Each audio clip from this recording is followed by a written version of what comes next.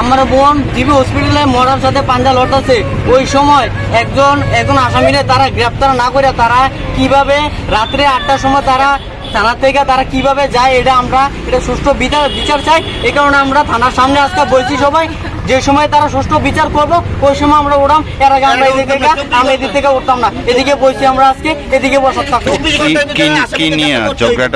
ঝগড়া কি নিয়ে তারা স্বামী স্ত্রী বেদাল। তারপরে আমরা জানি না হের বন্ধু আইছে, হের বন্ধু আর বন্ধু ওয়াইফ মিললে আমার বোনের বেদরক মারধর করছে, লাঠি দিয়ে মারধর করছে এবং সাব্বির আহমেদ ওর বুকের উপরে উইটা দাঁড়াইছিল অনেকক্ষণ।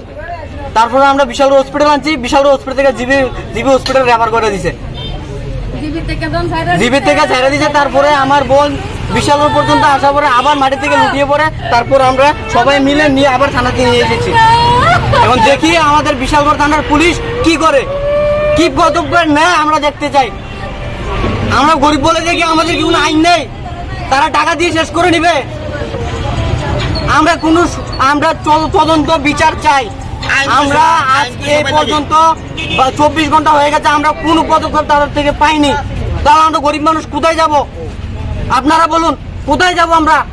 আইন তো সবাই লাগি, আর কি আমাদের তো গরিব মানুষের জন্য আইন নেই? আইন তো সবার জন্য। যদি আইন সবার জন্য সমান হয়ে থাকে তাহলে আমরা গরিব মানুষ কেন আমরা আইনের থেকে কিছু পাবো না?